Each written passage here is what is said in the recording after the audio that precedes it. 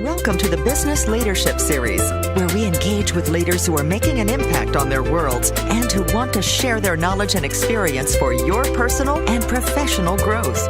The following interview is designed to inspire you to become the best leader you can be. Your host, Derek Champagne, is the founder and CEO of The Artist Evolution, a full-service agency building successful brands, marketing tools, and campaigns, and also the author of the best-selling book, Don't Buy a Duck. And now, let's begin today's Leadership Series interview. Welcome to the Business Leadership Series, where our goal is to inspire you to become the best leader that you can be.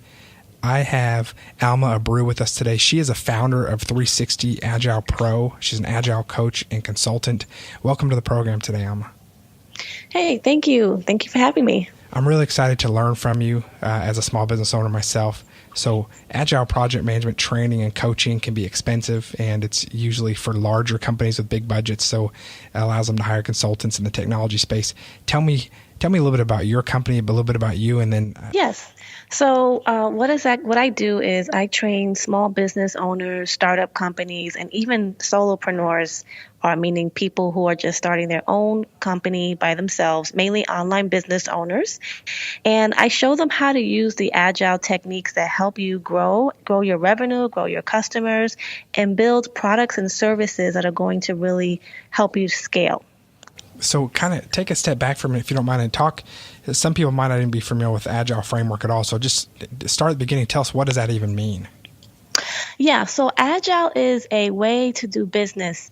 So what it is that the whole core of Agile is that you are able to react and respond to what your customer wants and needs and build your products and services around what your customers tell you they want. So when you have a business and you want to be agile, you want to be quick to respond, you want to be able to make money quick, right? Everything's about being fast with Agile. Right. You need to build all of your services and products based upon the feedback you get from your target audience. So in Agile, we never build a product or service until we test it out first and see if there's truly a market need for that specific type of customer we're going to. And then if we do get feedback and we do have people signing up for things, we start to ask them and have a conversation with this target audience and take that information and build the best products that they would want to buy. Great. So you talk about the trend of agency owners or owners being too involved in the day-to-day of their businesses. I completely can relate to that. And there's a need to train their teams on project management. So tell me about Agile and how that fits in. Right. So when you have a business, you want to create a system where you have a team that is self-organizing. So if you're a marketing agency and let's say you have a team of like 5 people, okay, and you're creating campaigns for your clients. Number one, you want to make sure that the client is constantly getting feedback, not feedback, but they're always being communicated to.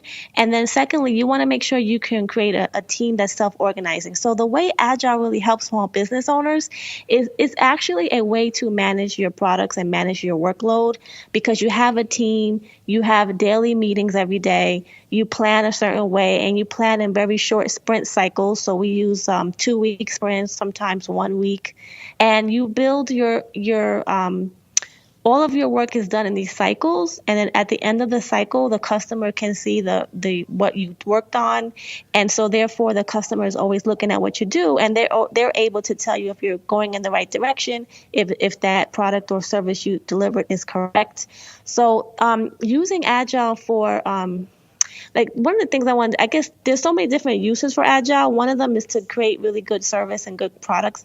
The other one is that when you do Agile, you can actually have your team, when you guys are meeting every single day and when you're communicating fluidly, like we use some online tools, like I use Trello a lot with my team, and it just helps you get a lot of visibility into the status every single day of your team, if they're moving along, if you're marketing, if they're producing the correct items that the client wants.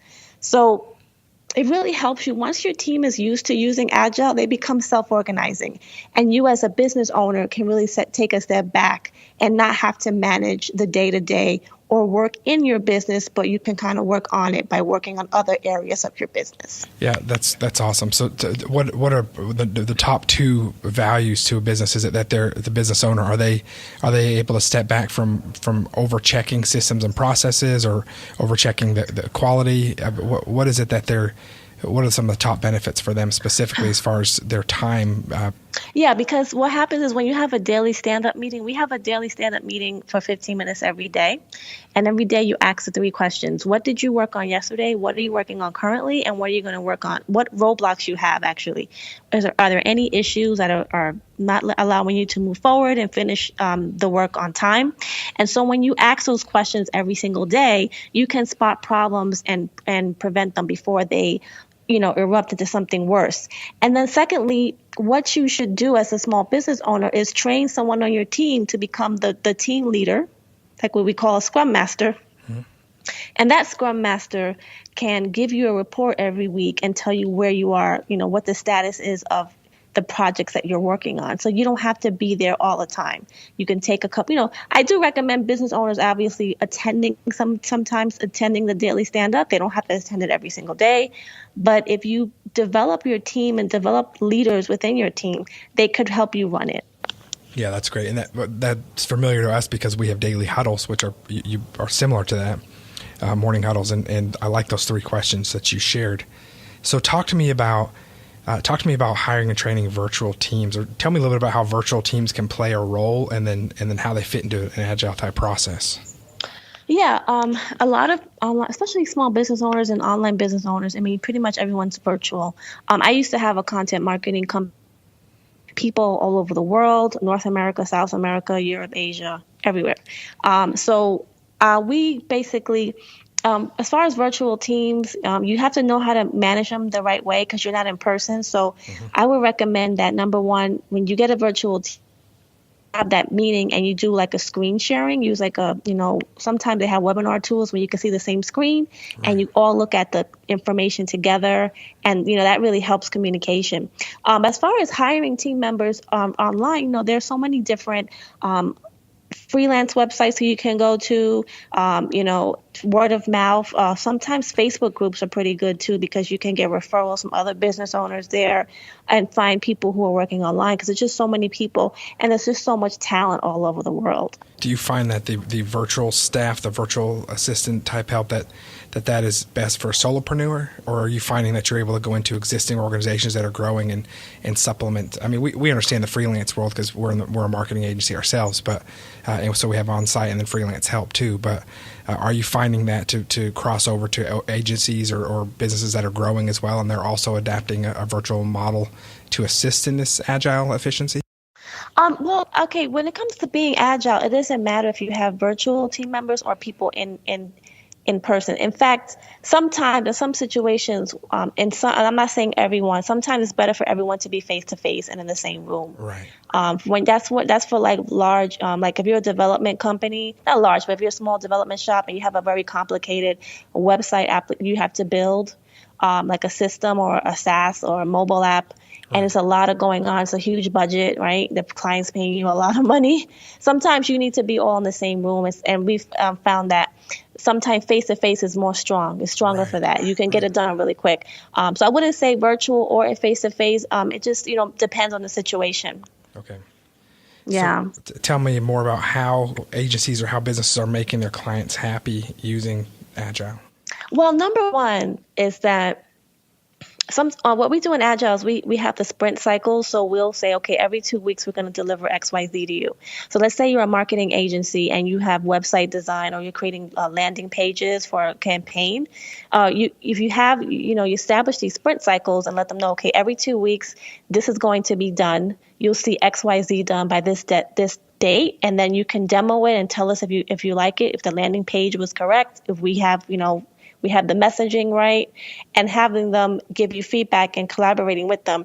That's how it really helps. That's how it can help a marketing agency because you want to get collaboration, and those sprint cycles really help you establish a predictable schedule that your clients can get used to and you can have your team adhere to. So that really helps a lot. If someone who's listening is saying, I wonder if this is right for me, what are some questions someone asks, or what are some things they should identify in their business, regardless of what size or what type it is, to know that if they should consider adapting this agile method? Yeah, I mean, I think that you need to, as a business owner, need to know what is your goal for your business. So if you want to, like, let's say you're a founder, okay, and you want to have more time, right, more free time, then you probably should do agile. Right. You probably should do agile. You need to delegate. You need to have someone else be a PM for you, or a scrum master, or a leader who can work with the team. Because the thing about agile is the team actually starts to manage itself. So you don't have to constantly tell them what to do, because they become more innovative because they're always collaborating. Right. When you follow, especially in this, and I say agile is an umbrella term, but you have Scrum, and Scrum is an agile framework that we use, and it's very structured. There's a lot of different things you can follow in it. So if you want to do that, you won't have more time, then, that's one reason why I would say, yeah, you should look into agile as a way to manage your client work, your projects. If you're a service-based business, it's just a great way to, give a lot of visibility for your clients and also internally. So you have visibility as to what your team is working on every day. And I found I started doing it because I started delegating, and I had one of my virtual assistants become a project manager for my team. And she took off so much work from my plate. I had so much more time when I had her become a PM and actually run the team. So I know from personal experience, I think it's just a great way to step back and allow you to have more time. That's great. Obviously, we all want more time as long as things are being run efficiently and effectively. Do you have any tips for someone who maybe they've tried a freelance site, maybe they haven't found the right person, or they're worried about someone reliable? Any tips on finding someone and hiring and training them the right way so that you can trust them with project management, even though they're a virtual employee? Mm-hmm. Well, I'm going to tell you my personal what I did to help me. Number one, I found out that I would only choose a leader after I've worked with them for a while. So a lot of times when I hire people online, I test them out and I let them do a small project that doesn't cost a lot. I'm not going to pay too much money for. Right. And I have them do that small project. And I'm looking for the most important thing, communication. Are they communicating to me when they're going to have it done? Do they meet the deadline, or do I have to chase them down and get it? If that's the case, then I don't want to work with them. I want someone who's going to say, okay, I'm going to get it to you by this date. And if I can't get it to you by this date, then they'll contact me and say, okay, I need one more day. It's that communication that I really look for.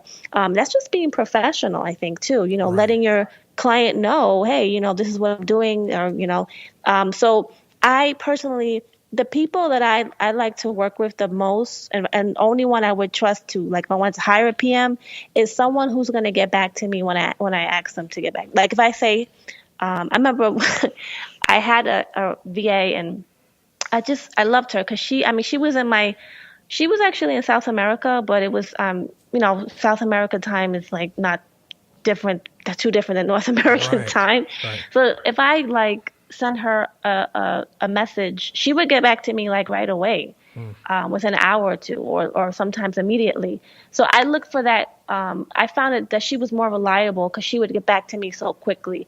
And so I was like, well, I'm going to have a project manager and something goes wrong, I need the person to be able to quickly respond to my emails or my, text, or even if I call them, they'll respond.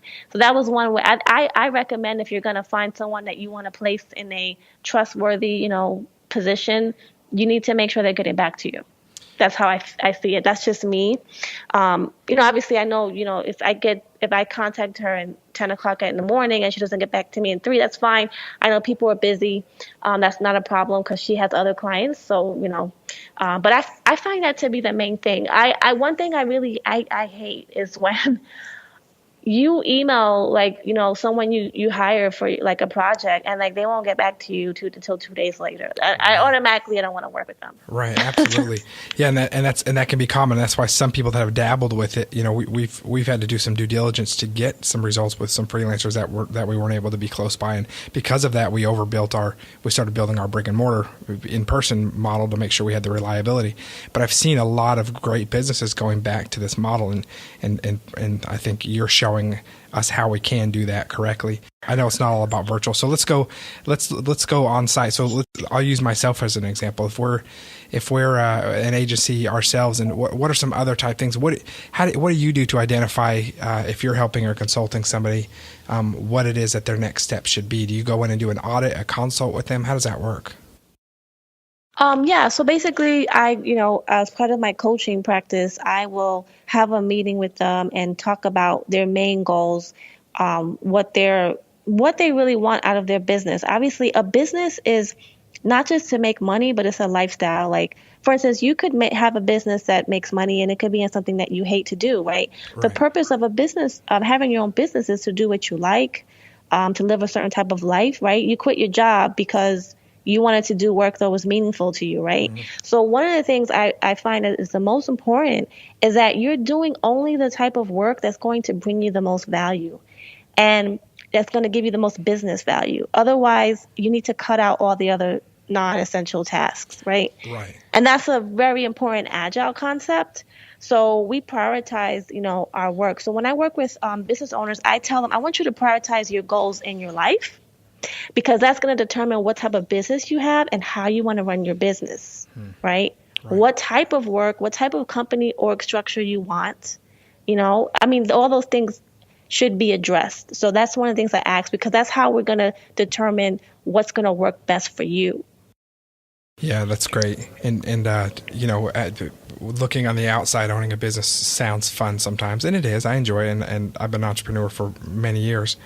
But we can tend, and I've had to correct it in my own life, where the business starts to take over and take on a life of its own. And I've a few times said to my wife, I feel like this thing is owning me now instead of me owning it. Oh, that is let me tell you, that is a common complaint, and this happens to a lot of business owners. They don't even realize it, and they're like, I don't, and sometimes, especially in service-based work, that happens a lot, because they're just doing everything, right?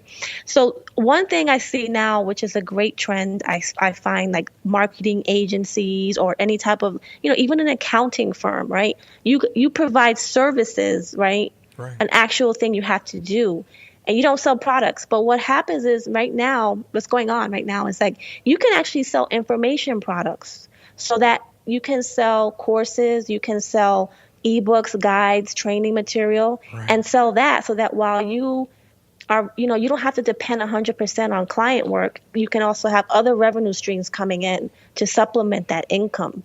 So I see a lot of service-based online providers doing that, and not just online, but even, just service-based in general. Yeah, that's great. Love that. Great advice. So anything else you want to share with us? Any other advice? I've got a couple more minutes here, and I want to be able to glean as much as we can from you on this. What does someone do? We asked a minute ago, how do you know if you're a good fit? Can you share any examples of how you've seen? I mean, obviously you're creating efficiencies and systems, and so that's freeing up that business owner. But any examples that you can think of some clients or some lives that you've seen that have been changed, or where they were able to change their lifestyle or go back to things they were more interested because of a result of this kind of implementation? Yeah, well, I know that I had someone I knew that had they did more video media work, and they actually decided to do online courses to show other people how to do it themselves, because that revenue allowed them to free up their time. Okay. Right. So they were able to pick the clients that they wanted versus having to take any client that came. So that's one of the benefits. And I'm working currently with a lot of people who are doing that now. they just want to have like more than one stream of income because they don't want to have to depend on just client work. Because sometimes you could have the client from hell, right? That you just say, oh gosh, they don't want to pay you, and they keep asking you to do more things that weren't agreed to in the original contract, and you're just like, oh my goodness, this is not even worth it, and you're not really not making any money, right? You know, that's interesting. That's so true. Sometimes you look at it, you're really not making any money when it gets that. No, because they keep throwing in scope over and right. over again. Yeah, we know that word scope here. Yes, absolutely. So yeah, but I definitely think that just having different revenue streams sometimes can help. And I know that when I work with my clients on coaching them, I really just, like I said, I go back to that whole thing is what is your true goal? And then let's only make a list of your to-do list is going to be only the things that are going to get you to that goal. And anything that's not going to get you there, you're not going to work on it. That's pretty much. That's great. And that, it's easier said than done. I know if you're on your own, but these things that this agile approach and project management helps you get there. So you have a system and a rationale to do that. And so that makes a difference. And without that, I mean, I've seen that so many times where business owners or even just leaders in the industry are looking at all the things they have to do, and some of those things should not be on their task list. Yeah, and then what happens is either. Yeah, and I think that what I've seen, and I know this for a fact because my clients have told me that I've coached, okay? They say that, I just feel like I have so much to do and I just don't want to do anything because I feel overwhelmed and I just freeze up. Right. It's just too much. So what we do in Agile, specifically in Scrum, is that when we give ourselves the cycles, those sprint cycles I told you about, we force ourselves to focus and hyper-focus on getting a little bit done and just having a deadline. This way you can just check it off, say, okay, that's done. Now what's the next thing? And these things really just push you because if you don't have a clear deadline and a set of goals and a specific, the specific time period that you need to get it done in, you're going to procrastinate. And most people procrastinate. Right. Yeah, that's a great point. And then they do it when they have to get it done, and then they're overwhelmed again and unsatisfied. And what we do is we use a Scrum board, which is like we have 3 swim lanes. So you have like a to do with stuff that you haven't done that you want to work on.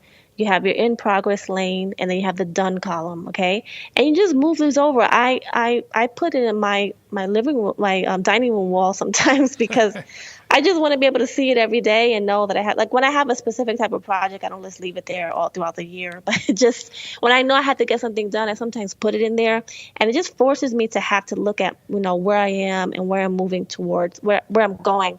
And you can do that on Trello. You can actually have a Scrum board on Trello, and you can share that with your team. So yeah, those things really help. That's great. And you can share it with your clients as well, can't you? Yes. A lot of clients I used to work when I had the marketing agency would collaborate through Trello as well. Right. So yeah, it was great. Yeah, that's awesome. That's a great program. Anything else that you want to share with us? I was thinking about those that might be just looking at starting their own business and are unsure where to start, or looking at the resources, or they're in the process right now. We have a lot of listeners like that. What do you say to them if they're setting up the correct way from the start and might be able to implement this? Well, the most important thing is that, and I think a lot of people know, when you have especially an online business, you have to build up an audience online, right? Right. And especially when you're doing what makes Agile really work is that if you have an audience of potential customers, you can actually test out certain things and see you can find out what they like by talking to them and taking a survey, or you could take a survey, or you can just show them some things and see who signs up for what. And you're actually testing what your product or service is going to be before you actually build it. Because you don't want to spend hours and days and months and weeks and months building something that nobody wants to buy. So a really important Agile principle is that you build a little bit and you test it out and you get the feedback. And then if people like it, then you keep going and you keep building it. But if people say they don't like it, you stop. You build something else, and you keep testing out different ideas to see which idea is going to be the most profitable based upon if people respond well to it. That's great advice, and it's amazing. And I've done some businesses this way, I'm ashamed to say, in my early days. But it's amazing how many people do not test or a lot of don't want to know. They're afraid of getting criticism. And early on, that's critical to get customer feedback to identify what's important to them or if they even have an interest in it. Exactly, because you're going to waste a lot of time and it just burns you out. So what we do in Agile, we try to manage the time the best we can, and we try to do more in less time. And that's one way you do it. And that's how you started. That's a great way for us to close this out, as you talked about it saving time. And you're so right. It really does. And that's so valuable in the beginning. But also, you're being more efficient with your resources too. Exactly. When you're working where you should, specifically with the owners and management, everybody. But again, like I said earlier, when I see my team on their list things that they shouldn't be doing that we could have put in the system, it kills me. and especially when there's complaints about how busy or overwhelmed, we're going to about 20 things on there should not be on the list. That's really not what we want you doing. And so this is a great system. You and I should be talking after this too. I can do some coaching with you for some ways to increase efficiency too. But hey, any resources you want to share, or can we? Your website's 360agilepro.com, and what can they expect when they visit? If our listeners want to learn more about what you're doing, and then more about this whole process. Yeah, sure. So if you go to my website, 360agilepro.com, I actually have a free guide on the homepage, and you just sign up for it, and the guide is actually kind of like a primer into how to get started with Agile, how to use some of the techniques that we use in your business. Awesome. And so they can find that by going to 360agilepro.com. Yeah, and then you can sign up on the homepage. Awesome. Alma, thank you so much for being our guest. It's very cool what you're sharing with us, and I'm definitely going to look at that, and I want to talk to you more as well. And we appreciate you taking your time today to educate our listeners. Sure. Thank you. All right, take care.